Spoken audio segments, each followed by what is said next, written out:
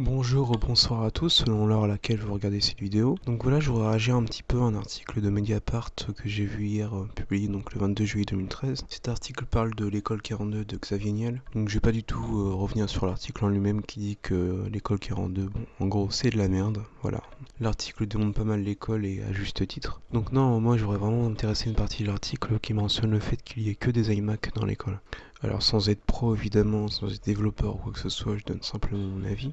Mais je pense que c'est vraiment pour une raison purement technique qu'il n'y ait que ce genre de machine dans l'école. Je m'explique. Si les étudiants veulent travailler sur du libre, ils font ça sur un PC, il n'y a pas de souci, Linux ça s'installe partout.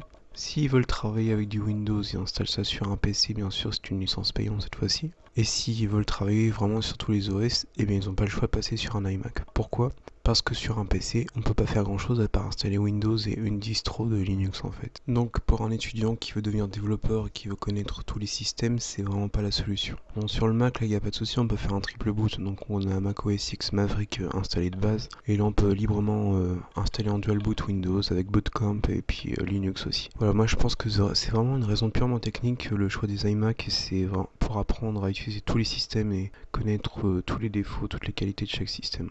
Voilà, donc évidemment, je le redis, je suis pas un pro, c'est un simple avis d'utilisateur de PC d'ailleurs, sous Windows 8. Et voilà, donc j'ai donné mon avis, à vous de me dire ce que vous en pensez dans les commentaires. Merci.